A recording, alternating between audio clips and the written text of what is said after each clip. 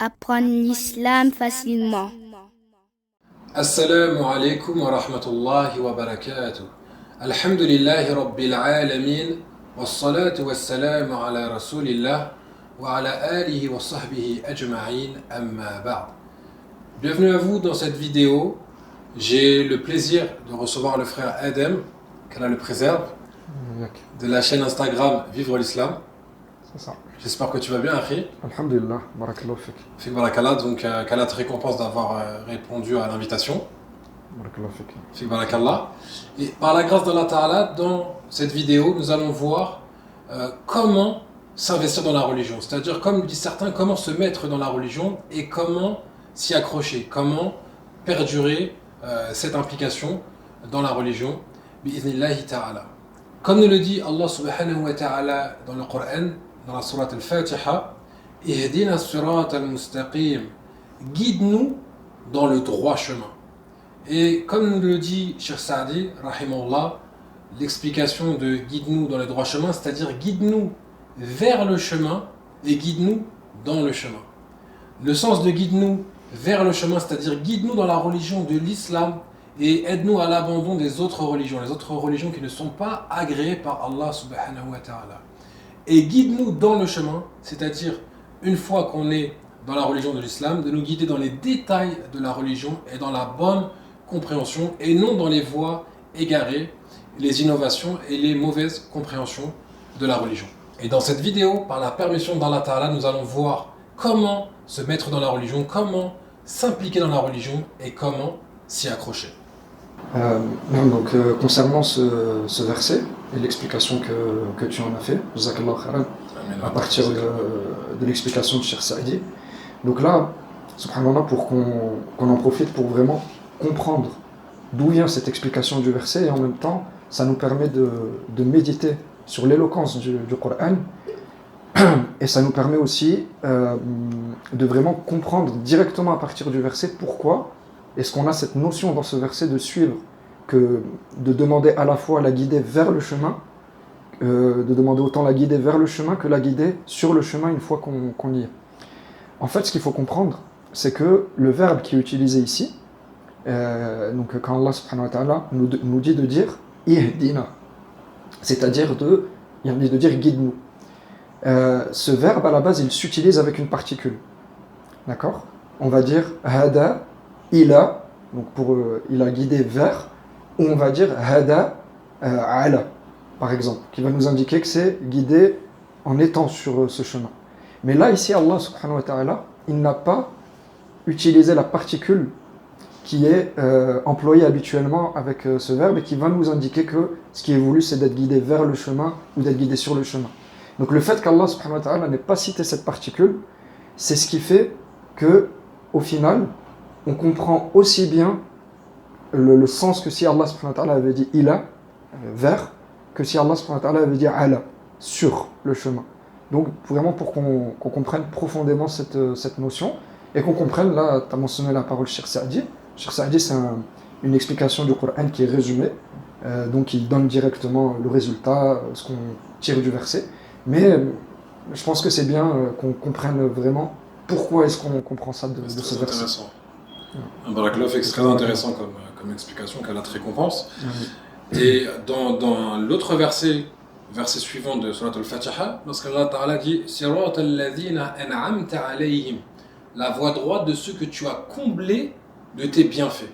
Donc là, le Cheikh Saadi, il explique. Donc cette voie droite, c'est laquelle il dit donc le chemin de ceux que tu as comblés de tes bienfaits parmi les prophètes, les véridiques, les martyrs et les pieux. Et là encore, pour expliquer d'où vient cette explication, pourquoi ici le Cheikh a expliqué le droit chemin comme étant le chemin des prophètes, des martyrs, des véridiques, et bien là ici c'est parce qu'il a expliqué le Coran par le Coran. Parce qu'Allah subhanahu wa ta'ala dans Surat An-Nisa, il mentionne ceux qu'il a comblés de ses bienfaits.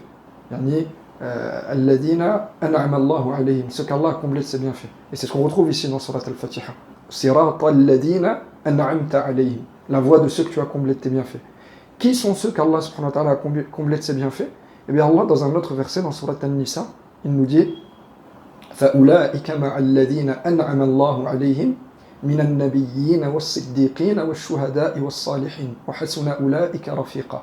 Allah subhanahu wa ta'ala nous dit, en citant ceux qui suivent Allah et son messager, il nous dit que ceux-là sont avec ceux qu'Allah a comblés de ses bienfaits. Et ensuite, il explique directement. Qui sont ceux qu'Allah a comblés de ses bienfaits? Donc il dit, ceux-là sont avec ceux qu'Allah a comblés de ses bienfaits parmi les prophètes, les véridiques, les martyrs et les pieux. Et quelle bonne compagnie que cela. Donc là encore, on voit que cette sourate al-Fatiha, elle est expliquée par, comment dire, ou plutôt... Par d'autres versets, quoi. Voilà. Non. Enfin, là encore, on voit que sourate al-Fatiha est expliquée par d'autres versets, ou par justement le fait de méditer sur l'éloquence du Coran, sur la langue arabe, etc. Maintenant qu'on a vu ce qui était la voie droite, on a vu qu'Allah Azza wa Jal nous enjoint à l'invoquer en lui demandant la guider vers cette voie droite. On va voir que, par exemple, dans un autre verset, Allah Ta'ala nous enjoint à suivre cette voie droite. Lorsqu'il nous dit وَأَنَّ هَذَا صِرَاطِي مُسْتَقِيمًا فَاتَّبِعُوهُ وَلَا تَتَّبِعُوا السُّبُلَ فَتَفَرَّقَ بِكُمْ عَنْ سَبِيلِهِ. C'est une traduction relative. Et voilà mon chemin dans toute sa rectitude. Suivez-le et ne suivez pas les sentiers qui vous écarteraient de la voie d'Allah. Donc on voit ici même, les savants nous expliquent que le droit chemin, la voie droite, n'est qu'une. Il n'y a qu'une seule voie droite. Il n'y a qu'un seul chemin, le chemin qui mène vers Allah et vers son paradis. Donc Allah Ta'ala nous enjoint, nous demande de suivre sa voie droite et de ne pas suivre les voies égarées. Et là on déduit aussi de ce verset, ce que les savants nous expliquent, c'est que les voies pour s'égarer, elles sont multiples. Il y en a plein, contrairement au droit chemin qui est qu'un seul et même chemin. Donc pour résumer ce qu'on vient de voir, on a vu autant le fait que il faut aller vers cette voie droite et il faut y rester, et on a compris vraiment l'importance de cela à travers le verset dans Surat al-Fatiha, et on a compris qu'est-ce que c'est que la voie droite. La voie droite, pour expliquer simplement avec l'explication qui a été faite dans le Coran lui-même, comme on a dit, c'est là la voie des prophètes et des véridiques et des gens pieux, des martyrs, c'est-à-dire c'est la voie de nos exemples parmi ceux qui nous ont précédés dans l'islam, en empruntant correctement la voie de l'islam. Voilà. Non, alhamdulillah. Maintenant qu'on a vu ce qu'était la voie droite, ce qu'on a vu que Allah Ta'ala nous a enjoint, nous a demandé de suivre cette voie, et bien maintenant ce que je propose à ceux qui regardent la vidéo, que ce soit parmi des jeunes, nos petits frères, nos petites sœurs, ou même des plus anciens, c'est que maintenant on voit ensemble des causes, justement des causes pour se mettre dans la religion, comme diraient certains, ou pour s'investir, pour emprunter ce droit chemin et y rester, bien sûr. Donc je te laisse commencer à Khiyadem, tafaddal mon frère. Barakallahu fik. Donc là voilà, comme tu l'as dit Akhil Karim, le but là c'est de citer des causes, des moyens concrets. Donc on espère Inch'Allah que chaque moyen, les moyens que tu vas citer, les moyens que je vais citer, il y en a encore plein d'autres. Alhamdulillah, Allah subhanahu wa ta'ala nous a donné plein de moyens, plein de choses qui nous aident à aller vers la religion et à rester dans la religion. Là on va en citer certains, mais il y en a encore plein d'autres. Le premier moyen qu'on pourrait citer, c'est un moyen qui est d'une importance capitale. C'est le fait que s'accrocher à la religion, ça commence par un travail sur le cœur. Donc on pourrait intituler ce premier moyen « Travailler le cœur ». Et dans cela, le prophète sallallahu alayhi wa sallam nous dit « Ala wa inna fil jasadi mudrah » إذا صلحت صلح الجسد كله وإذا فسدت فسد الجسد كله. Et il nous dit ألا وهي القلب.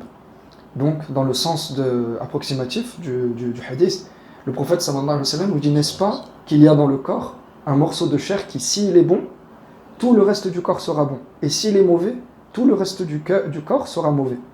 Donc là on voit l'importance du cœur. Si le cœur est bon, tout le reste est bon. Donc la stratégie, la manière la plus intelligente, c'est de ne pas négliger le cœur. De commencer par travailler le cœur. Et travailler le cœur, c'est aussi bien cultiver sa connaissance d'Allah subhanahu wa ta'ala, notamment en ayant une lecture régulière du Coran, en méditant sur les noms et les attributs d'Allah qui sont mentionnés dans le Coran, en méditant sur, par exemple, les histoires qui sont mentionnées dans le Coran. Et ça nous aide à connaître Allah subhanahu wa ta'ala, ça nous aide à connaître la justice d'Allah, à connaître le bienfait d'Allah subhanahu wa ta'ala.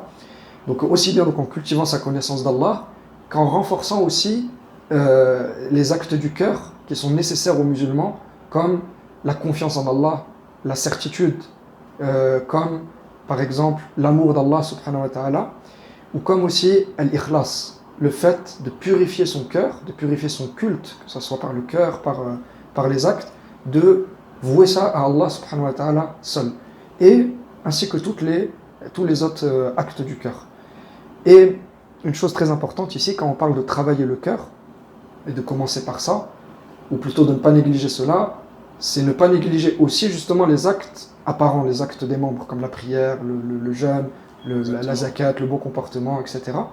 Parce que quelqu'un ne peut pas prétendre avoir un cœur sain s'il n'a pas les actes qui vont avec. C'est vrai qu'on entend souvent ça. On entend souvent des gens qui disent par exemple moi je prie pas ou je fais pas ça, mais j'ai un bon cœur il est sain. On entend souvent cette Exactement. Et bien justement, le hadith que j'ai mentionné, c'est ce qui réfute cette allégation. Exactement, c'est une preuve contre ce type de parole. Exactement, parce que le prophète sallam, il nous dit si le cœur est bon, tout le reste est bon. Non. Donc ça veut dire que si quelqu'un n'a pas tout le reste qui est bon, c'est l'indice que justement son cœur n'est pas bon. Exactement. Beaucoup ne comprennent mal justement, alors que c'est ce que tu as cité comme preuve. On comprend aussi bien l'un que l'autre. Exactement. Effectivement. Donc voilà le premier moyen, ne pas négliger le cœur. Et malheureusement, souvent on a tendance à prendre la religion comme étant le fait de collectionner, rassembler certaines apparences, certains actes. Et ces actes-là sont importants, sont bien, mais il faut qu'ils aient un sens. Si derrière il n'y a pas l'amour d'Allah subhanahu wa ta'ala, il n'y a pas la connaissance d'Allah subhanahu wa ta'ala, s'ils ne sont pas motivés vraiment par un penchant du cœur vers Allah subhanahu wa ta'ala, ces actes n'auront pas la même valeur. Et ça va aussi, la personne ne va pas trouver la même motivation justement pour faire ces actes. Donc vraiment, ce principe est un principe très, très important. Quelle a récompense à Adam? Donc, comme tu l'as évoqué, le fait de purifier son cœur, le fait d'avoir une bonne intention, de travailler son intention, de faire cela sincèrement pour Allah Ta'ala, sont des choses vraiment très très importantes, à ne surtout pas négliger. J'aimerais à mon tour aussi évoquer un autre point qu'on pourrait intituler le fait d'invoquer Allah Ta'ala, de lui demander la guidée. Puisque la guidée, la réussite provient uniquement d'Allah Ta'ala. À partir du moment où on sait ça, on sait que c'est le seul qui peut nous guider, c'est le seul qui peut nous donner cette réussite. Donc, on se doit de l'invoquer, on se doit de multiplier les invocations. Et comme on l'a vu au début dans le verset « Ihdina as-sirata al-mustaqim » guide-nous dans le droit chemin. Donc on sait qu'Allah Ta'ala, à travers le Coran, il nous enjoint, il nous demande de l'invoquer. Et cette invocation, elle est énorme. Elle est énorme, parce qu'elle sous-entend énormément de choses, comme on a vu le fait d'être guidé vers l'islam, d'être guidé dans l'islam après vers la bonne compréhension, vers la bonne voie. Et c'est important justement de savoir que les serviteurs doivent beaucoup invoquer Allah Ta'ala. Parmi ce qui montre cela, ce que tu avais cité justement juste avant, que ce verset il est venu dans quelle sourate? Dans Surat al-Fatiha. Surat al-Fatiha. Et Surat al-Fatiha, c'est la prière, c'est la sourate qu'on récite dans chaque prière. Exactement. Donc, dans chaque unité de prière. Chaque unité de prière. Donc ça veut dire que vraiment, à chaque plusieurs fois par jour, donc le minimum d'unités de prière qu'il va avoir dans la journée, c'est 17. 17 unités de prière, ça veut dire qu'au moins 17 fois par jour, il nous est demandé de demander cette guide. Donc effectivement, ça montre ce moyen que tu as mentionné. Ce verset est très important pour nous faire comprendre ça, effectivement. Quand on sait ce qu'il y a derrière, le fait qu'on le récite dans la prière. Exactement. Donc de base, dans la prière qui est obligatoire, déjà dans chaque unité, comme tu l'as évoqué, on doit invoquer Allah Ta'ala par cette invocation. Parmi les invocations qu'il nous a enseignées, l'invocation Ya muqallib al-qulub, thabbit qalbi ala dinik. Ô toi qui détiens les cœurs, toi qui retournes les cœurs, guide mon cœur dans ta religion. Subhanallah. C'est une invocation très très importante. Et en plus, c'est mentionné que le prophète sallallahu alayhi wa sallam, il me semble que c'est Anas radiallahu anhu, si je ne me trompe pas, qui mentionne que le prophète sallallahu alayhi wa sallam faisait beaucoup cette invocation. C'est mentionné vraiment, c'était une caractéristique du prophète sallallahu alayhi wa sallam, le fait de constamment faire cette invocation. Quand on voit que le prophète sallallahu alayhi wa sallam, qui était la meilleure créature, l'élu d'Allah Ta'ala, multiplier cette invocation, alors que dire de nous? Que dire de nous? On ne peut pas nous se permettre de se passer d'invoquer Allah Ta'ala, de se dire oh, moi j'ai pas besoin de trop invoquer. Non, invoquer. Vraiment, c'est un conseil que je donne à ceux qui regardent. Des fois, peut-être personne ils vont mal comprendre, ils vont dire je vais pas trop demander. Non, au contraire, Allah Ta'ala il aime et il veut qu'on l'invoque. Il nous a même ordonné. Il nous a ordonné, c'est une adoration. وَقَالَ رَبُّكُمُ ادْعُونِي أَسْتَجِبْ لَكُمْ. Allah subhanahu wa ta'ala il dit dans le sens, et votre Seigneur a dit, invoquez-moi, et je vous répondrai. Et donc, en tout cas, Allah subhanahu wa ta'ala nous demande de l'invoquer. Et à l'inverse justement de la créature qui peut-être ne va pas aimer qu'on lui demande. Allah subhanahu wa ta'ala, et c'est pas pour une chose qu'il va gagner lui, c'est dans notre intérêt à nous. Allah, par sa miséricorde, nous a ouvert les portes de l'invocation. Subhanallah. Donc vraiment, ce qu'on se conseille à nous-mêmes en premier, à vous, multiplier les invocations, demander à Allah Ta'ala la guider, la bonne compréhension de la religion. Le troisième moyen qui nous permet donc de s'accrocher à la religion, de se mettre sainement dans la religion, c'est de privilégier, de commencer par ce qui est le plus important. Alhamdulillah, Allah subhanahu wa ta'ala nous a ouvert plusieurs portes pour se rapprocher de lui. On a plusieurs actes, plusieurs choses qui sont aimées d'Allah subhanahu wa ta'ala et qui nous permettent de concrétiser son adoration. Mais comme on sait, il y a des actes qui sont plus importants que d'autres, notamment de par leur statut légal. On a des actes qui sont obligatoires et on a des actes qui sont surérogatoires. C'est-à-dire qu'ils n'ont pas le même statut, la personne sait bien si elle les fait, et si elle ne les fait pas, il n'y a pas de problème. Mais donc on a les actes obligatoires qui vont être plus importants que les actes surrogatoires. Donc ce qui est important, c'est de ne pas faire passer les actes surrogatoires avant les actes obligatoires. Comme par exemple l'exemple qui est cité, et on trouve des histoires chez les salafs par rapport à ça. La personne par exemple qui prie la nuit, et c'est une très bonne chose, c'est quelque chose qui est encouragé, mais que cette prière de nuit elle est au détriment de la prière du Fajr, qui elle est obligatoire. Là par exemple ce n'est pas une approche intelligente de la religion, de privilégier quelque chose qui n'est pas obligatoire pour que ça soit au détriment de ce qui est obligatoire. Parce que les meilleurs actes pour se rapprocher d'Allah, c'est les actes obligatoires.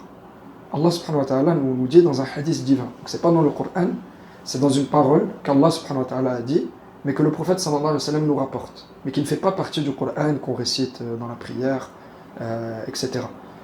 Allah nous dit dans ce hadith que le prophète sallallahu alayhi wa sallam rapporte, il nous dit « Ma taqarraba ilayya abdi bi shay'in ahabba ilay mimma aftaradtuhu alayh » Dans le sens, mon serviteur n'a pas employé de moyens plus aimés auprès de moi, n'a pas employé de moyens pour se rapprocher de moi que je n'aime plus que les actes obligatoires.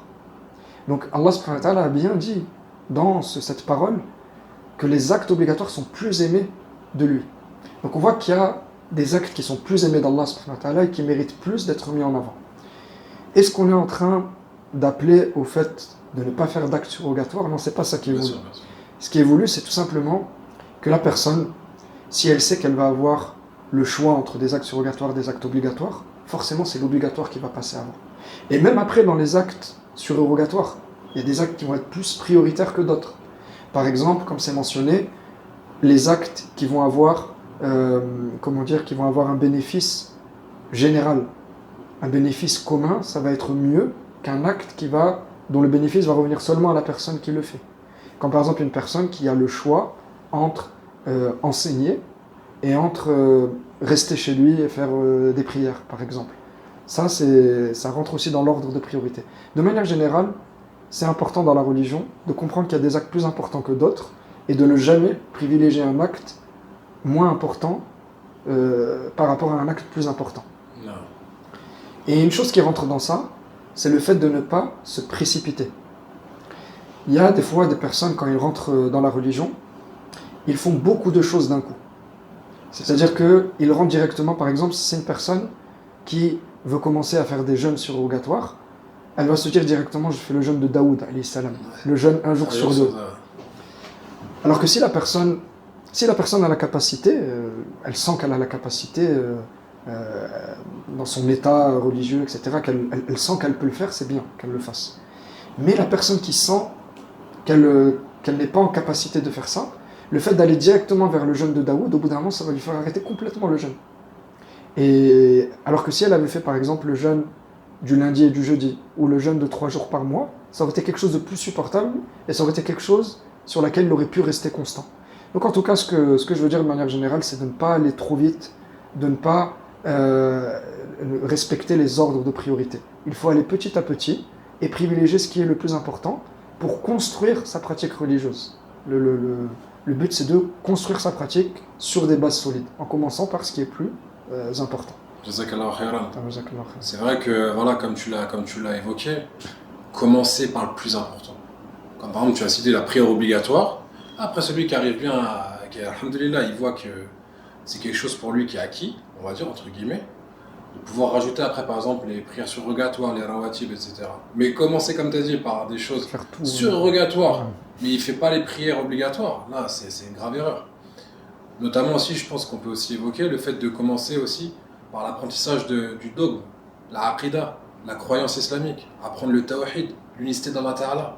Là, par exemple, des gens, des fois, ils rentrent, ils viennent de se convertir ou alors ils s'investissent dans la religion et ils commencent par des sciences qui ont une importance également, mais une importance qui n'est pas prioritaire.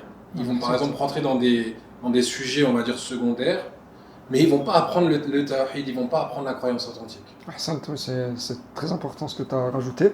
C'est vrai que moi, dans les exemples, je me suis focalisé sur des exemples pratiques, mais oui, ça s'applique sur tous les aspects de la religion, notamment donc, la croyance, notamment l'apprentissage. L'apprentissage de la religion, effectivement, là aussi, il y a un ordre d'importance dans toute chose. Allah subhanahu wa ta'ala nous appelle dans le Coran à la sagesse. Et ça fait partie de la sagesse, mettre chaque chose à sa place. Exactement. Donc la personne qui est sage, qui est intelligente dans son approche de la religion, elle va commencer par ce qui est le plus important. Elle va d'abord poser des bases pour ensuite construire dessus. C'est ça. Bah, comme on parlait tout à l'heure, l'exemple on parlait sur Al-Fatiha, le verset. Bah, imaginons une personne qui commence à s'impliquer dans la religion, elle va faire la prière, elle va apprendre des sourates du Coran, mais elle ne va pas apprendre sur Al-Fatiha. Non. Déjà, elle ne pourra pas faire la prière parce qu'elle ne connaîtra pas Surat al-Fatiha. Ou alors, elle va l'apprendre, mais pas avec la bonne prononciation. Non. Déjà, apprends Surat al-Fatiha, fais-toi corriger par quelqu'un qui a un professeur, quelqu'un qui maîtrise la prononciation. Fais-toi corriger, fais-toi vérifier que tu la prononces bien, et après, petit à petit, tu avances. Mais commencer par, comme tu l'as évoqué, des choses qui sont bien de le faire, mais pas dans le bon ordre, c'est un souci. Et aussi, ce que tu as évoqué, subhanallah, c'est vrai que ça revient souvent. C'est vraiment très important le conseil que tu as donné. Des gens, dès qu'ils rentrent, ils veulent faire beaucoup d'un coup. Imagine une personne qui doit porter des affaires, elle doit porter une charge. Elle prend 2 valises, un carton, plein d'affaires sur elle, comme ça, elle veut tout emmener d'un coup. Qu'est-ce qui va se passer? Elle va marcher quelques mètres, elle va tout faire tomber par terre. Alors que si elle prend un petit peu, elle fait un premier voyage, elle revient, elle fait un deuxième voyage, mais elle reste déterminée. Elle ne s'arrête pas, et puis au bout d'un moment, elle va aller regarder l'endroit où elle devait déposer ses affaires, et l'endroit où elle devait déposer ses affaires sera rempli de toutes ces affaires-là. C'est à peu près une image, une parabole qu'on pourrait donner. Dans la religion, celui qui va faire petit à petit, mais constant. Par exemple, il va se dire, moi, je vais d'abord faire mes prières obligatoires, je vais rajouter 1 ou 2 prières surrogatoires. Ou alors, comme tu as dit, je vais jeûner, par exemple, le lundi et le jeudi. C'est déjà vraiment pas mal comme objectif pour commencer. Ou alors, je vais jeûner les 6 jours de Shawwal, par exemple. Et puis l'année prochaine, je vais essayer d'avancer un peu plus. Ou alors, j'apprends un verset par jour. Et peut-être dans quelques mois, j'en apprendrai 2. Et puis dans quelques années, ça deviendra une page, etc. Et ben, c'est très important d'avancer petit à petit, d'être régulier, d'avancer petit à petit, parce qu'on a vu beaucoup de gens, je pense que tu en as vu des exemples. On a vu beaucoup de personnes qui se sont précipitées, qui ont voulu faire plein de choses, elles ont été surchargées, et au final, elles ont pratiquement tout délaissé. Donc c'est vraiment un point. Et ça, c'est aussi une chose importante, c'est de bien comprendre ce conseil aussi par rapport aux autres.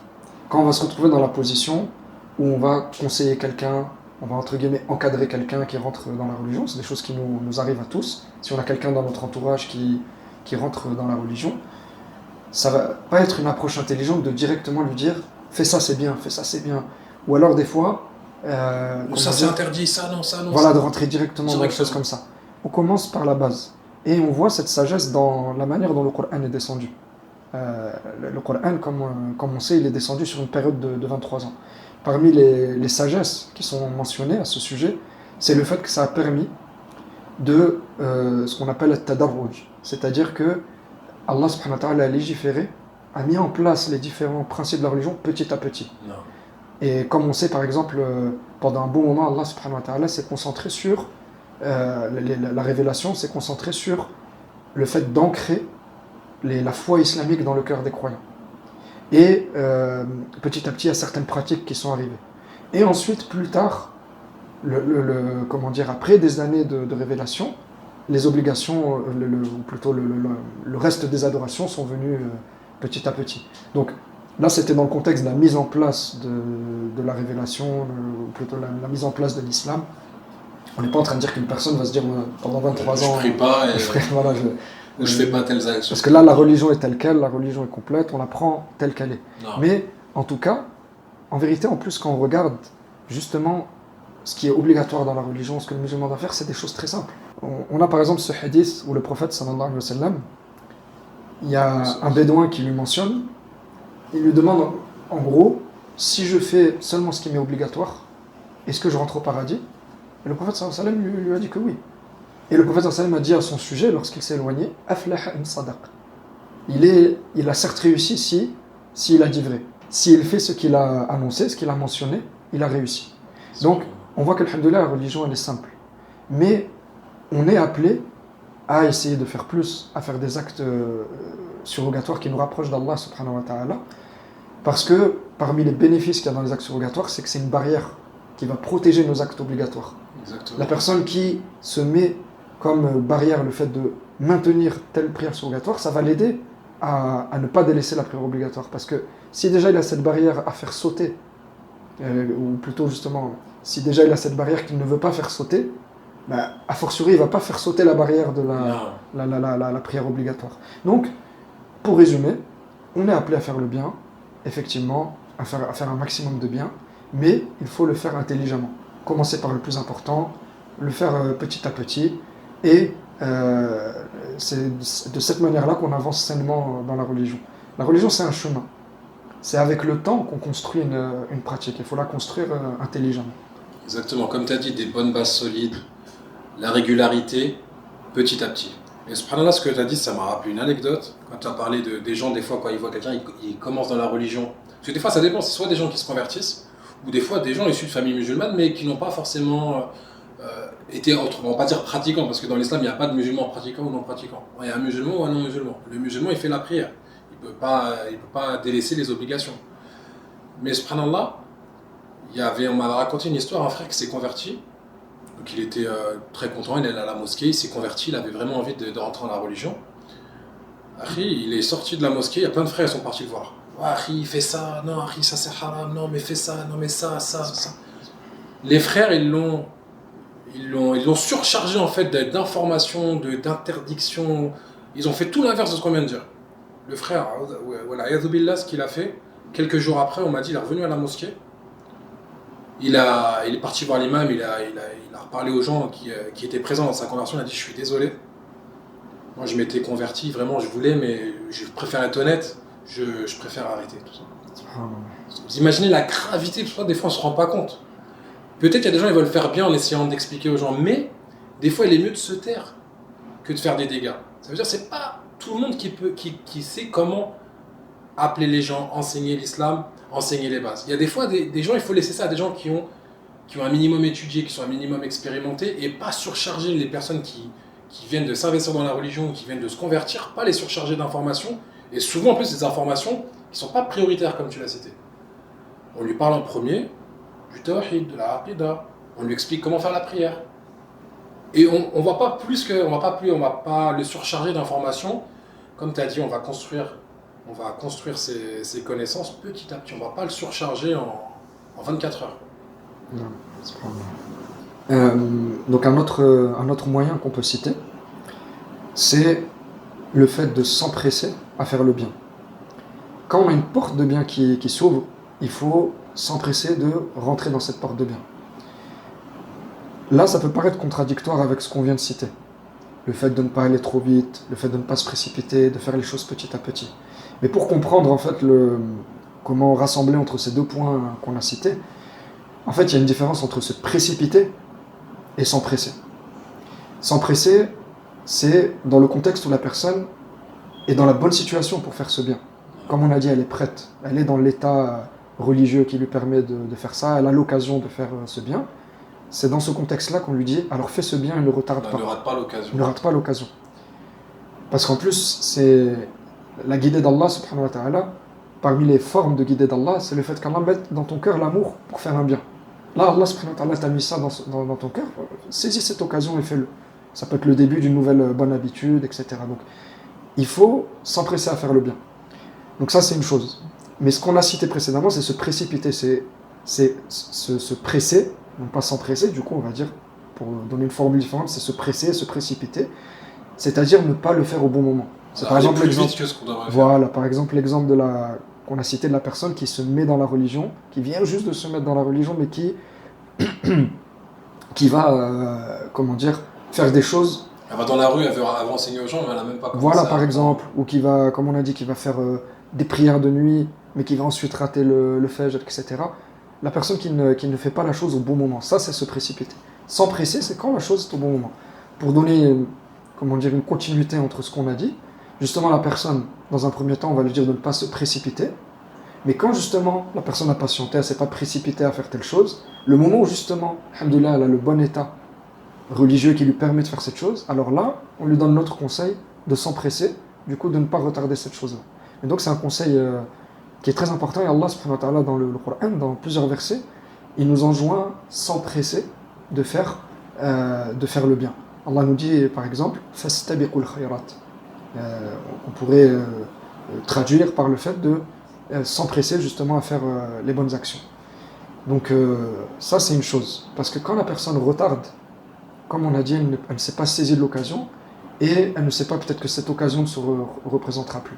Donc prendre l'habitude de toujours faire le bien lorsqu'il se présente, c'est une habitude qui va faire qu'on reste constant dans la religion, qu'on reste toujours accroché au fait de faire le bien, et que donc on reste toujours sur la voie droite, et c'est le but des moyens qu'on donne ici. Exactement. Je ne sais pas, par exemple, si on peut citer des exemples. Par exemple, une personne qui ne fait pas la prière. Un jeune qui ne fait pas la prière, qui a envie de se mettre à faire la prière. Et un jour, il rencontre quelqu'un, il rencontre un ami qui lui fait la prière et lui propose de lui apprendre à faire la prière. Bah là, je pense qu'on est bien dans le thème de s'empresser de faire le bien. Exactement. La personne lui propose de « Viens avec moi, je vais te montrer comment on fait la prière. Avant ça, je vais te montrer comment on fait les ablutions, etc. » Là, il ne faut pas rater cette occasion. Parce qu'en plus, c'est une obligation pour lui de faire la prière. Et c'est pour ça que c'est même pas que tu es dans le thème, c'est que tu es encore plus dans le thème que l'exemple que j'ai cité, parce que moi, c'est vrai, je m'étais concentré sur des exemples quand des portes de bien s'ouvrent, on va dire dans les actes de bien, etc. Mais là, ce que tu as dit, c'est encore plus important. Là, on parle dans le principe même de rentrer dans la religion, le principe même de commencer à s'investir dans la religion, et dans les actes obligatoires. Donc là, c'est encore plus capital le fait de s'empresser à faire le bien. Parce que là, c'est vraiment quelque chose qui nous est demandé. Là, on n'est plus dans le fait de rater une occasion de faire le bien. Là, on est carrément dans le fait qu'il ne nous convient pas. Vraiment, c'est interdit de délaisser ça, de le repousser à plus tard. Donc, voilà, en tout cas, pour résumer, s'empresser à faire le bien. Et effectivement, jazakallahu khairan, dans déjà le fait même de s'empresser à rentrer dans la religion, à faire les actes obligatoires, c'est vraiment une chose qu'il ne faut pas délaisser à plus tard. Et aussi dans, effectivement, ce que j'avais mentionné, les portes de bien, etc., de manière générale, parce que ça nous donne une attitude dans la religion qui va faire que on est toujours accroché au fait de faire le bien. Et c'est, encore une fois, c'est une barrière, une protection qui va faire que on reste toujours dans le cadre de la religion, on reste toujours dans la mentalité de faire le bien. Et ça nous permet donc de bien rester dans la religion. Barakallahu fik, akhi. Après ça, je propose qu'on parle d'un autre moyen justement encore pour s'impliquer dans la religion, pour s'investir et pour perdurer. Et ce point-là, c'est le fait d'apprendre la religion. Apprendre la religion, connaître Allah Ta'ala, connaître les piliers de l'islam, connaître nos obligations. Et en vérité, c'est un point qui est important parce que la personne, plus elle va apprendre sa religion, plus elle va connaître son Seigneur, plus elle va le craindre. Et plus elle va le craindre, et plus elle va s'éloigner des interdictions, s'éloigner des péchés, et s'acquitter des obligations, effectuer ce qui lui est obligatoire. Donc c'est vraiment un point important d'apprendre. La personne qui connaît et la personne qui ignore, c'est pas pareil. C'est pas le même niveau de foi, c'est pas le même niveau de pratique, c'est pas le même niveau de crainte. Comme Allah Ta'ala dit dans le verset, Innama yakhshallaha min ibadihi al-ulama. Certes, parmi mes serviteurs, ceux qui me craignent le plus sont les savants. Donc on voit à travers ce verset, donc bien sûr c'est une traduction relative, mais dans le sens, ceux qui vont le plus craindre Allah, qui vont réellement craindre Allah, c'est les savants. Ça veut dire quoi? Ça veut pas dire que les autres musulmans, les autres croyants, ils craignent pas Allah du tout, mais dans le sens, une crainte complète. Effectivement, plus la personne elle va connaître son Seigneur, et plus elle va le craindre. Et en réalité, comme nous l'informe Allah Ta'ala, ce sont les savants, ceux vraiment qui ont excellé dans l'apprentissage, les connaissances de la religion, qui craignent véritablement Allah Ta'ala. Après, bien sûr, parmi les musulmans, des gens qui n'ont pas trop de connaissances, ils craignent aussi Allah, mais à leur niveau. Et plus ils vont apprendre, plus ils vont monter en connaissance dans l'application, et plus ils vont craindre Allah subhanahu wa ta'ala. Donc on voit que c'est une chose très très importante, une cause de s'impliquer dans la religion et de perdurer et de s'accrocher, l'apprentissage de la religion. Hassan, justement, parmi ce qui nous montre, qui nous démontre ce principe-là, le fait que la religion, ou plutôt le fait que l'apprentissage, est un moyen de rester constant dans la religion, de s'accrocher à la pratique religieuse, c'est un moyen qui nous amène à la guider, c'est que quand on réfléchit, la science, c'est le meilleur moyen de fermer les deux portes du mal. Les deux portes du mal, ça va être les shubuhat et les shahawat, c'est-à-dire les ambiguïtés et les passions.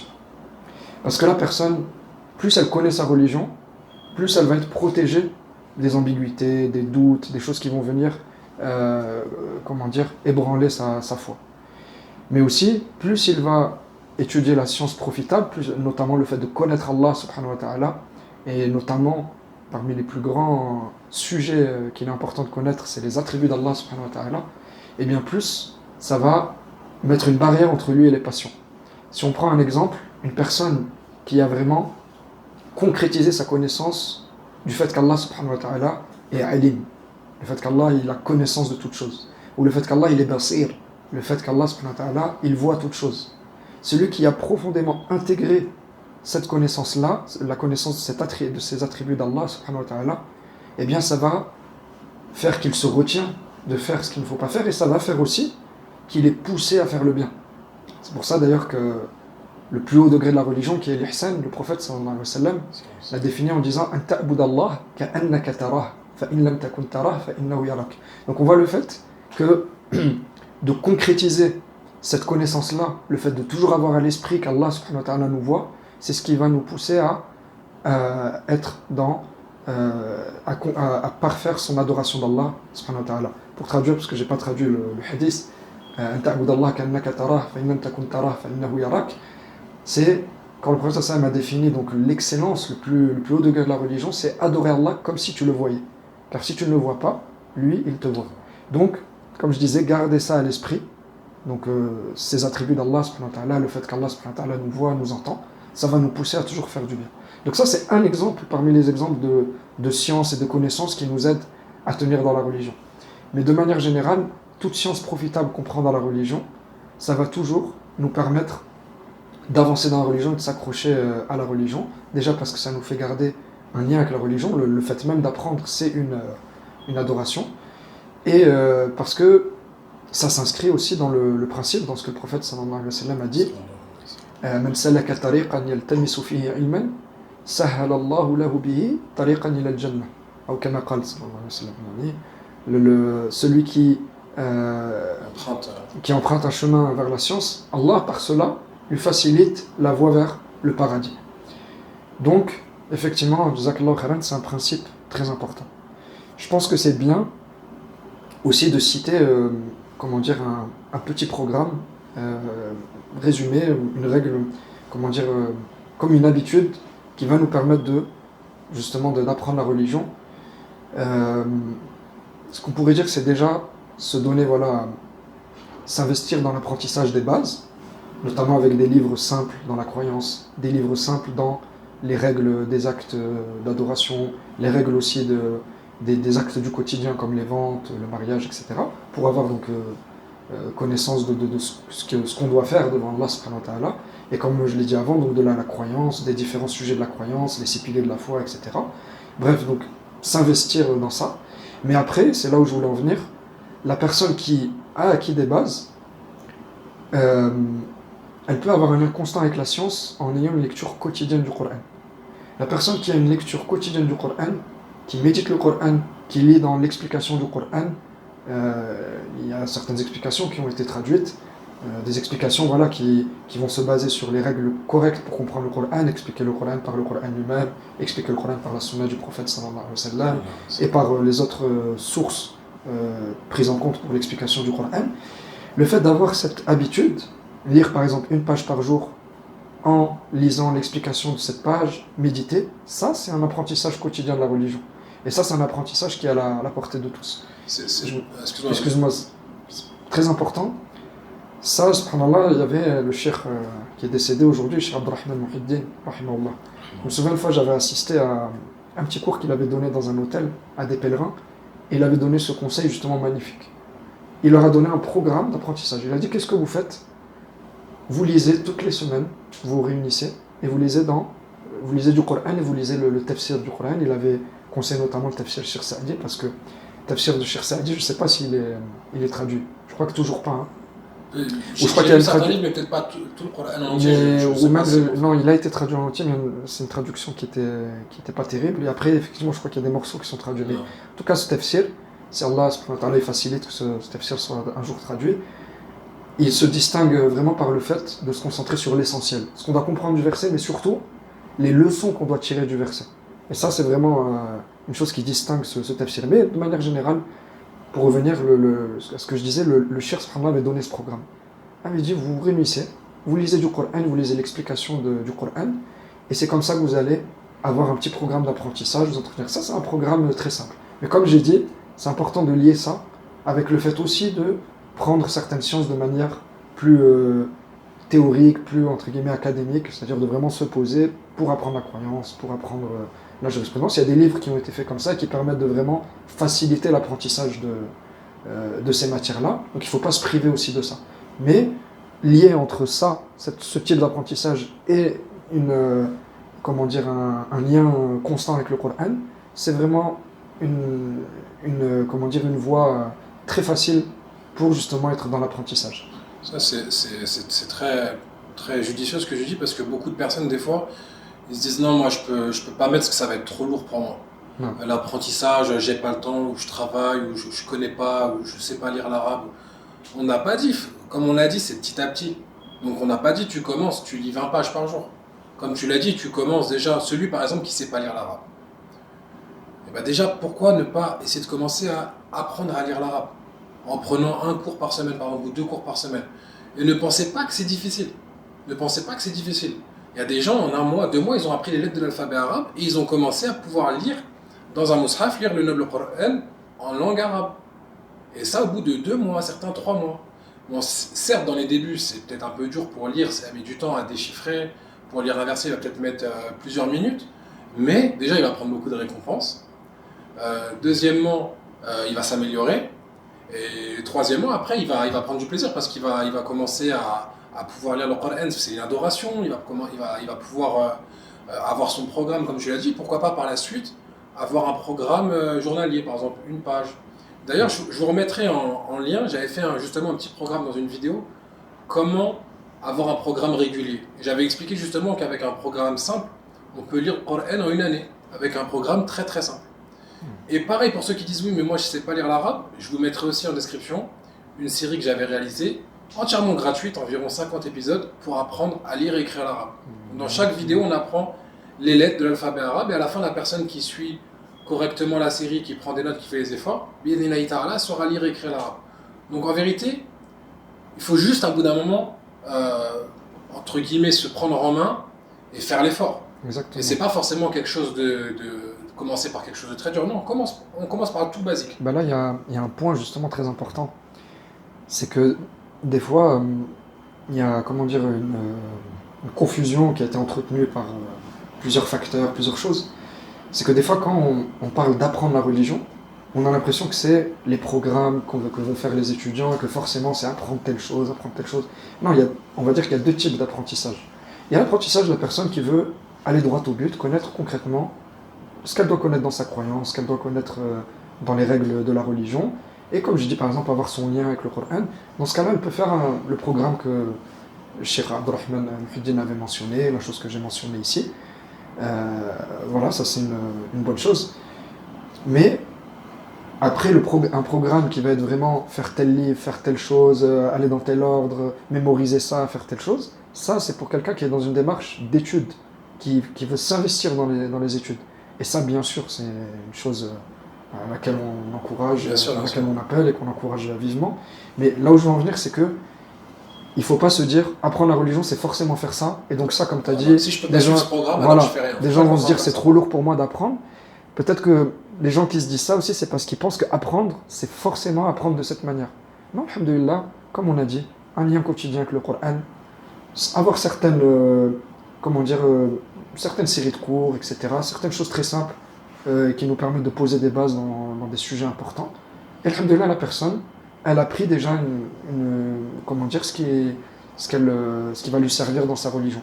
Et, comme j'ai dit, plus elle lit le Coran tous les jours, etc., plus ça va lui garder un lien pour apprendre sans cesse de nouvelles choses. Comme il est dit sur le Coran, c'est qu'on ne cessera jamais d'être étonné de ce qu'il y a dans le Coran. Une parole connue de Ali, radiallahu anhu, il dit « La tanqadi ajaibu ». On pourrait traduire comme ça, c'est que les sujets d'étonnement dans le Coran ne s'interrompront jamais. Et la personne qui lit tout le temps, qui lit toute sa vie le Coran, découvrira toujours de nouvelles choses. Et Cheikh Ibn Uthaymin, il mentionnait sur le sujet de Cheikh Saadi, encore lui, qu'on a mentionné plusieurs fois. Mais ce Cheikh, rahimallah, il était muwaffaq dans plusieurs choses. Vraiment, Allah subhanahu wa ta'ala, il lui a accordé, il a ouvert des portes de bien, que ce soit dans ses livres, dans plusieurs choses. Mais Cheikh Al-Uthaymin, il mentionnait que Cheikh Saadi, il avait une habitude pendant Ramadan, c'est qu'il lisait le Coran en le méditant. À chaque Ramadan, il avait un cahier. Et dans ce cahier, il notait comment dire, des fawaïd, voilà, des leçons, des méditations qu'il prenait en fait de sa lecture du Coran. Et il y avait toujours des nouvelles choses. À chaque fois qu'il lisait le Coran, il découvrait de nouvelles choses. Et n'importe quelle chose, n'importe quelle personne qui va faire ça, elle va sans cesse découvrir de nouvelles choses en lisant le Coran. Donc c'est pour ça que, comme j'ai dit, un programme comme ça, une personne qui garde un lien avec le Coran, elle peut faire ça toute sa vie. Et bien, alhamdoulilah, elle apprendra tous les jours quelque chose. C'est ça. Et celui qui travaille ou qui n'a pas trop de temps, il lit ce qu'il peut. Mais au moins qu'il ait un contact régulier avec le Coran. S'il peut lire que 2-3 versets par jour, eh ben, c'est beaucoup mieux que de ne pas lire. Et par exemple, si lui il a que un jour ou 2 jours de repos, s'il a un jour de repos, par exemple, s'il y a un cours à la mosquée, s'il y a un cours, il peut participer à ce cours 1 heure comme ça dans la semaine, et ça sera toujours profitable. Il va être assidu à cette pratique-là, Inch'Allah. Alhamdulillah, on a vu plusieurs points, plusieurs causes, plusieurs moyens pour se mettre dans la religion, s'investir dans la religion et y rester. Et on va voir ici un dernier point. Alors on ne dit pas que c'est exhaustif, qu'il n'y a que les points qu'on a cités, il y en a bien d'autres. Mais c'est ce que nous, on aura eu le temps, par la grâce d'Allah Ta'ala, d'évoquer durant ce cours. Donc un dernier point qu'on va voir ensemble, c'est l'importance des fréquentations. C'est-à-dire avoir de bonnes fréquentations. Et pourquoi ? Parce que le prophète sallallahu alayhi wa sallam, il a dit « Al-mar'u ala dini khalili, falyanzur ahadukum man yukhalil » C'est une traduction relative. L'homme, il est sur la religion de son ami intime. Alors que chacun d'entre vous regarde qui est-ce qu'il fréquente, ou qui est-ce qu'il prend comme ami intime. Donc effectivement, une personne qui est entourée parmi ses compagnons, parmi ses amis, parmi ses proches, de personnes qui ne font pas la prière, de personnes qui ne sont pas investies dans la religion, de personnes qui font beaucoup de péchés, de personnes qui ne le rappellent pas Allah Ta'ala, et ceci va avoir une influence sur la personne. Alors des personnes vont dire non, moi je suis fort, moi je me fais pas influencer. On se fait tous influencer, à petite ou grande échelle, mais quand on va rester avec des personnes, au bout d'un moment on va se faire influencer. On le voit même des fois, en restant avec des personnes, on reprend les expressions, on reprend les façons de faire. Et c'est pareil, avec une mauvaise fréquentation, quelqu'un qui est vulgaire, quelqu'un qui prie pas, quelqu'un qui ne vous rappelle pas Allah Ta'ala. Si vous êtes en train de faire un péché, ou si vous êtes, par exemple, c'est le moment de la prière, vous n'allez pas faire la prière. Et lui, qu'est-ce qu'il va faire ? Si lui ne prie pas, ou si c'est pas quelqu'un qui vous rappelle, il ne va pas vous rappeler le fait de faire la prière. Donc ça a une influence sur la personne, sur l'individu. Donc c'est pour ça que c'est très important de choisir ses fréquentations. Et c'est des choses qu'on répète souvent, qui sont répétées, et qui sont pas souvent mis en pratique, ces choses-là. Et ça, on le remarque des fois des personnes qui ont des parents qui les ont plus ou moins bien éduqués, ils vivent dans un environnement assez sain, mais ils fréquentent des mauvaises personnes. Et on voit que, par exemple, ils vont commencer à délaisser la prière, ils vont plus aller prier en groupe, ou alors ils vont commencer à faire des péchés, boire par exemple de l'alcool, ou fumer, ou faire des choses comme ça. Et ça, on le remarque souvent, c'est dû aux mauvaises fréquentations. Donc ce qu'on aimerait conseiller, c'est de choisir des gens qui vont vous tirer vers le bien.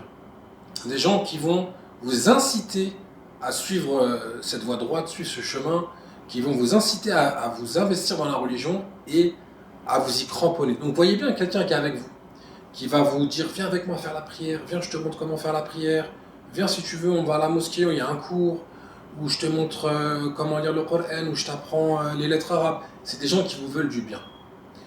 Mais des gens qui vont vous dire profite de ta vie, amuse-toi et tu prieras plus tard. Non, on profite pas de profiter de la vie, c'est pas ça, profiter de la vie. Profiter de la vie, c'est faire ce qu'Allah Ta'ala, il aime et il agrée, ce qu'il nous a ordonné de faire. Ça, c'est profiter de la vie. Puisque la vraie vie, c'est la vie de l'au-delà, al-akhira. Cette vie-là, c'est une vie mondaine. C'est quelques années seulement. Quelques années. Combien de gens nous ont quittés? Combien de gens nous ont quittés? Ils avaient 20 ans, 30 ans. Donc cette vie-là, elle est éphémère. Il faut travailler pour l'au-delà. On ne dit pas qu'on n'a pas le droit d'avoir des loisirs, de passer du bon temps avec sa famille, avec ses proches. On ne dit pas ça. Mais il faut prioritairement obéir à Allah Ta'ala et s'éloigner de ses interdictions. Donc, les personnes qui vont vous ramener vers le bien, qui vont vous tirer vers le bien, et on le ressent ça, quand on est avec des gens, on le ressent, on voit, subhanallah, j'étais avec ce frère aujourd'hui, je me sens bien, il m'a fait un rappel, il m'a parlé d'un hadith, on est parti à la mosquée, il m'a emmené à la mosquée, on a fait la prière, et on se sent bien. Et des fois, ça arrive, on est avec d'autres personnes, j'étais avec lui aujourd'hui, je me sens pas bien, il a fait de la médisance, il est vulgaire, il fume à côté de moi, j'ai même pas fait la prière, subhanallah. Et là, on voit vraiment l'impact de la fréquentation. Donc, choisissez bien vos amis. Comme il a dit le prophète sallam, l'homme, il est sur la religion de son ami intime. C'est-à-dire, son ami intime, s'il suit une voie, il va le tirer. Forcément, il va le tirer vers cette voie-là. Même si ce n'est pas dans l'immédiat, mais petit à petit, le travail va se faire. Donc, choisissez bien vos fréquentations. Et subhanallah, quand on regarde la construction de ce hadith, de cette parole du prophète sallallahu alayhi wa sallam, on voit son éloquence sallallahu alayhi wa sallam. Il a commencé par énoncer une règle générale, que la personne, elle est sur la religion de son ami intime. Donc il a donné ce principe, et ensuite il nous a fait comprendre que on va profiter de ce principe soit en bien, soit en mal. Parce que quand il nous a, donc ça c'est dans la deuxième partie où il nous dit, alors que chacun d'entre vous regarde ou fasse attention, on va dire, à la personne qu'il prend pour ami intime. On comprend à travers cela qu'il y a ce principe que l'homme va, comment dire, être un peu comme une éponge et va être, comme tu as dit, influencé par son entourage. Alors autant utiliser ce principe-là dans le bien. Et aussi, il est très important justement de ne pas utiliser ce principe dans le mal en fréquentant des mauvaises personnes. Donc vraiment la règle, barakallahu fik, on a ce principe qui est établi. Personne ne peut le contester. On est influencé par notre entourage, on est influencé par notre environnement, on est influencé par plusieurs facteurs. Donc autant se mettre dans des conditions qui vont faire qu'on va bénéficier de cette influence. Comment? En ayant des bonnes, justement un bon environnement, en se construisant un bon environnement, des bonnes fréquentations. Après, il y a un sujet qui est important parce que des fois c'est ça qui pose un peu problème, c'est que des fois il y a des personnes qui vont avoir... personnes qui vont vouloir s'investir dans la religion vont se dire je ne vais pas abandonner mes amis, etc. Ça revient souvent. Après, en fait, il faut se rendre compte que, bien sûr, la personne, si elle peut conseiller son entourage, si elle peut, voilà, ses amis qui faisaient telle ou telle chose, si elle peut les conseiller, les tirer vers le haut, alhamdoulilah. Mais si justement elle voit que ces gens-là ne le tirent pas vers le haut, que c'est lui qui est en train d'être tiré vers le bas, à ce moment-là, c'est pas ça. Donc on ne dit pas de couper les ponts avec ces personnes, mais en tout cas, forcément, si c'est pas ça, il ne faut plus les fréquenter. Mais ça ne veut pas dire ne plus être aimable, ne plus... C'est ça, parce que quand on parle de fréquentation, c'est dans le sens passer beaucoup de temps avec ces personnes-là. Les fréquenter, sortir avec elles, être l'après-midi avec elles ou des soirs. Non. Là, par exemple, ça arrive des fois, des personnes ils se mettent dans la religion et se convertissent. On a à la base un cercle d'amis, d'entourage, de proches qu'on connaît depuis qu'on est petit. Ça ne veut pas dire que du jour au lendemain on les abandonne, on répond plus à leur téléphone, on coupe tout. Non. Ça veut dire que si ces personnes-là, comme tu l'as dit, c'est pas des gens qui vont nous attirer vers le bien, on va pas passer beaucoup de temps avec ces personnes-là. Mais par contre, on va pas couper les ponts. C'est-à-dire qu'on va aller voir avec un sourire, on passe un petit peu de temps avec elles. S'ils ont besoin d'aide, S'ils ont besoin d'aide, on peut les inciter justement. On peut, nous, dans le sens inverse, voilà. les attirer vers le bien. Et c'est la première. Être des bonnes Le fréquentations. premier réflexe, c'est que si tu peux les tirer vers le bien, alors fais-le. C'est ça, parce qu'il y a beaucoup de personnes, je vois, ils font une erreur. Ils coupent les ponts, limite, ils disent plus, passent plus le salam ou quoi. Ouais, oui. Non. La personne, justement, elle va se sentir, elle va comprendre qu'il y a quelque Et chose. ça c'est une. Ça peut causer une grave plus erreur. de mal. D'oublier la situation dans laquelle on a soi-même été, Voilà. de prendre les gens de haut, etc. C'est pas ça qui est dommage. La religion, ça justement. doit pas nous amener à ça. Non. La religion, ça doit nous amener justement à avoir, comment dire, de la miséricorde envers les créatures. Le C'est prophète ça. sallallahu alayhi wa sallam, c'était une C'est rahma, vrai, une miséricorde pour l'univers. Donc, c'est très important ce que tu as dit. Il faut pas que on se mette à prendre de haut les gens en se disant voilà, ils sont pas dans la religion. Nous-mêmes, peut-être qu'on a été dans ce cas-là. Voilà, c'est ça. Et même si nous-mêmes, on n'a pas été dans ce cas-là, c'est par nos efforts à nous-mêmes qu'on est dans ce bien, non? C'est Allah. C'est Allah qui nous a guidés. Et on peut même craindre qu'Allah Ta'ala, c'est lui qui détient nos cœurs. Que nous, on puisse retourner dans cet état-là ou devenir dans cet état-là. Donc on ne doit pas se moquer, on ne doit pas prendre d'eux. Au contraire, comme tu l'as dit, avoir de la miséricorde, de la bonté. Quand on croise la personne, lui donner un peu de temps, l'inviter à faire le bien, lui dire voilà, si tu veux, après, moi je t'apprends à faire la prière. Si tu veux, viens avec moi, on va à la mosquée, je te ramène avec ma voiture, il y a un petit cours. Et voilà, petit à petit, les gens, on les invite. On a un bon conseil envers ces personnes-là, un bon comportement, mais pas une fréquentation. C'est-à-dire, c'est pas qu'on va rester 5 heures par jour avec elles et au final, c'est nous qui allons commencer à délaisser la prière, etc. Il y a un dernier moyen, j'avais oublié de mentionner, mais c'est un moyen très important parce que c'est un sujet qui revient beaucoup et c'est vraiment souvent le fait de ne pas avoir conscience de ce moyen, le fait de ne pas avoir connaissance, de ne pas maîtriser ce moyen, ça amène beaucoup de personnes à s'arrêter dans la pratique. Ce moyen, c'est le fait d'avoir les bons réflexes lorsqu'on fait un péché. Parce que voilà, depuis tout à l'heure, on a mentionné on a mentionné plusieurs moyens qui nous permettent de s'accrocher à la pratique, mais bien évidemment, on fait tous des erreurs, on fait tous des péchés. Il va forcément avoir un moment où on va s'écarter justement de cette voie droite, faire un péché, faire une chose qu'on n'est pas censé faire. Ça arrive à tout le monde. Mais le tout, c'est d'avoir les bons réflexes. Le premier bon réflexe qu'on peut citer, c'est déjà de ne pas désespérer. Allah subhanahu wa ta'ala, il nous dit قُلْ يَا عِبَادِيَ الَّذِينَ أَسْرَفُوا عَلَىٰ أَنفُسِهِمْ لَا تَقْنَطُوا مِنْ رَحْمَةِ اللَّهِ إِنَّ اللَّهَ يَغْفِرُ الذُّنُوبَ جَمِيعًا.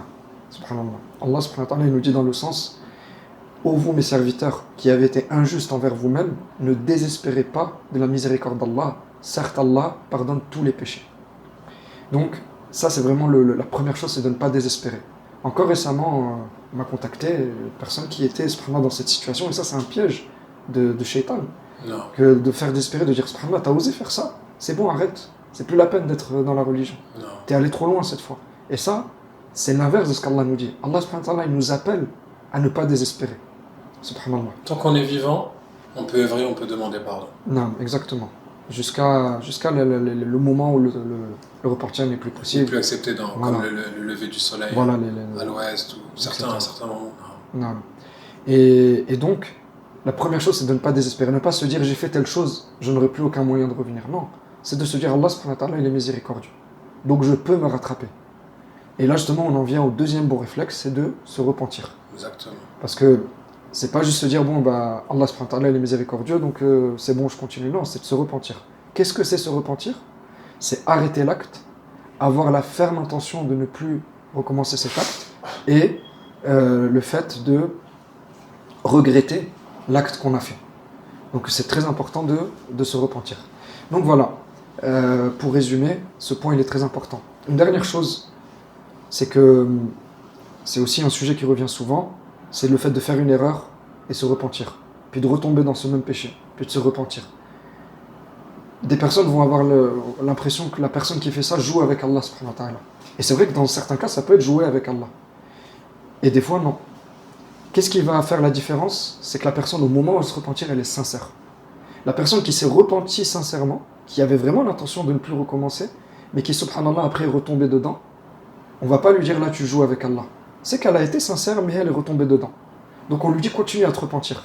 Et si après tu rechutes, ben repentis-toi encore. Et peut-être qu'un jour, il y a un repentir, ce sera le bon. Mais la personne qui joue, c'est la personne qui se dit, qui se repentit, mais qui garde dans un coin de sa tête, un jour je vais peut-être recommencer, ou carrément de se dire je vais recommencer. C'est ça la différence entre la personne qui joue et la personne qui est sérieuse, mais tout simplement ça lui arrive de retomber dedans et de refaire. Donc en tout cas, ça c'est un moyen très important, avoir les bons réflexes quand on chute. Donc là, c'était vraiment un point, c'est vrai qu'on n'avait pas évoqué, mais c'est vraiment un point important. Pas désespérer, ne désespérons pas de la miséricorde d'Allah Ta'ala, comme tu l'as dit. Tous les enfants d'Adam peuvent commettre des péchés, ils sont pécheurs. Donc voilà, à nous de revenir vers Allah Ta'ala, de demander pardon sincèrement, ce qu'on appelle la tawba, le repentir, et de se précipiter, plutôt de s'empresser vers cette demande de pardon. Je pense qu'on a vu pas mal de points, bien sûr, il y a encore d'autres points qu'on aurait pu évoquer. Il y en a plein, alhamdoulilah, Allah nous a ouvert plein de portes pour plein de moyens qui nous permettent de s'accrocher à la religion. Non. Mais en résumé, ce qui regroupe en vérité tous ces points, c'est de se cramponner à la religion d'Allah. Plus la personne fait des efforts dans la religion, plus Allah lui facilite dans la religion. Allah subhanahu wa ta'ala nous dit وَالَّذِينَ جَاهَدُوا فِينَا لَنَهْدِيَنَّهُمْ سُبُلَنَا. Dans le sens, ceux qui font des efforts dans notre voie, nous les guiderons vers nos chemins. Et on peut dire que ça, c'est ce qui résume en vérité tout ce qu'on a mentionné. C'est de s'accrocher à la religion. Ça nous permet de s'accrocher plus à la religion. Il va toujours avoir des bénéfices. En tout cas, on espère que c'était profitable, que ces informations, que ces moyens étaient profitables pour nous comme pour vous. Qu'Allah vous facilite. On espère qu'on pourra continuer ce type de format, faire sur un autre thème, Inch'Allah, poursuivre, si Allah Ta'ala nous le facilite. En tout cas, je te remercie, Akhi Edem, de ta présence, de ton intervention, qu'Allah te récompense. Je rappelle à ceux qui veulent suivre sa chaîne Instagram, c'est Vivre l'Islam. Et écoute, je te laisse le mot de la fin, Inch'Allah. Le mot de la fin, comme on a dit, on a cité certains moyens. On n'en a pas cité énormément. Donc, binillah, c'est des moyens faciles à suivre. Mais comme on a dit, il faut s'y mettre. C'est un des moyens qu'on a cité. Et ne pas retarder. Si la personne peut, dès maintenant, tout de suite, après avoir mentionné cette vidéo, appliquer ces moyens, ça sera la meilleure manière de bénéficier de ce qu'elle a pu apprendre dans cette vidéo. Non. Qu'Allah nous facilite, qu'Allah nous accorde la réussite, à nous ainsi qu'à vous. هذا والله أعلم وصلى الله على نبينا وسلم سبحانك اللهم وبحمدك أشهد أن لا إله إلا أنت أستغفرك وأتوب إليك. Apprendre l'islam facilement.